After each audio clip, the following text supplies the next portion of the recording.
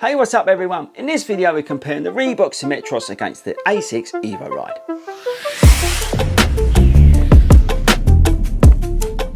Hey, what's up everyone and welcome back to Fordy Runs.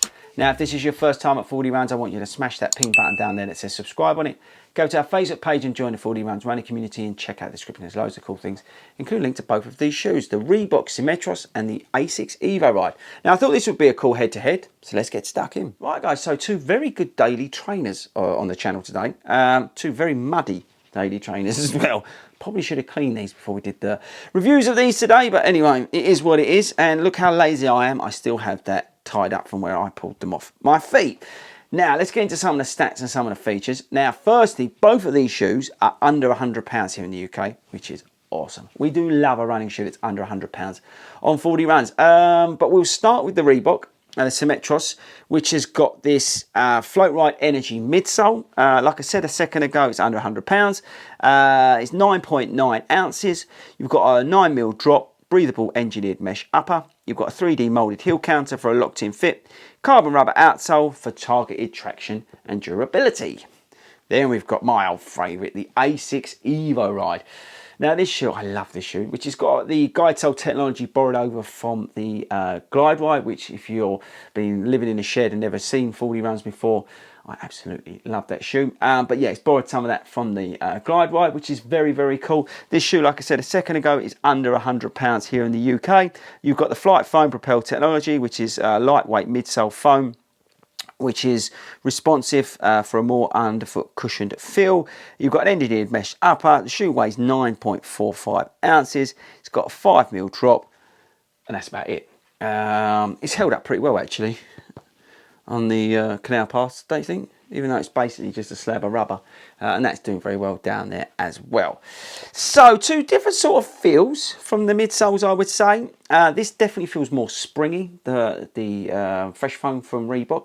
And with the beveled heel and the firmer piece under there, you definitely get a sort of transition which takes you from your heel to toe, but more of like a straight sensation. I've mentioned it before in a few of the videos I've done of this shoe.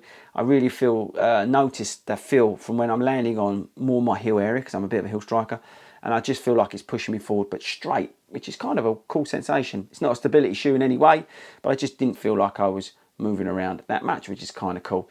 Really like the breathable mesh upper on it. The fit is slightly bigger. I would still stick to what you normally do, but it does feel a lot longer than most shoes out there, if you can see the difference there between the two. But overall, super shoe. Love the Asics Evoride. Has been one of my go-to shoes, especially in the early part of 2020. I like the cushioning around the heel. There's just enough amount of foam in there. The tongue was great. It's not too thick. By the way, the Reebok's got a gusseted tongue. The breathable upper is fantastic. I love the guide sole technology, which is all about making you a little bit more efficient and that sort of stuff. You've got the Flight Foam midsole, which I would say is firmer than the Reebok. So if you like a slightly firmer ride, I would recommend checking out the Evoride over the two.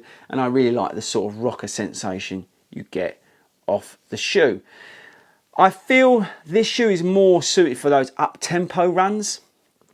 They're very similarly weighted, but I feel that this really comes into its own when you're really trying to pick up the pace. I have mentioned in other videos about the Reebok that I do feel like I get a bit more of a return from the midsole when I pick it up as well. But out of the two, this is definitely a sort of quicker feeling shoe, maybe because of the rocker with it. This feels a little bit more traditional in terms of when you pick up the pace. But there's nothing to take away with that. This does definitely, if I could speak English, feel better when you're picking up the pace. There's nothing wrong with it at those lower levels of pace, but it really does come into its own when you're sort of picking up the pace. And even in those mid to long runs, you know, like 10 to 20k, when you sort of want to pick up the pace, probably on your way home, like I do, you want to put in some goal pace. This is where it really comes into its own, and it feels great. But for me, out of the two, I would go with the Evoride. I really love this shoe, and I think anything from Asics, if you're new to the channel, I'm probably going to pick over anything else. I'm just a massive fan of Asics at the moment. I love the guide sole technology. I just love the sensation this shoe gives me. It really sort of, say, with that rocker, just gets me through. onto my toes. I prefer the upper of this, even though this is more breathable, but the overall fit and feel of the shoe, I just prefer the Evoride. So if you're looking at both of these as a comparison, they're both two very good shoes, but I would go with the Evoride.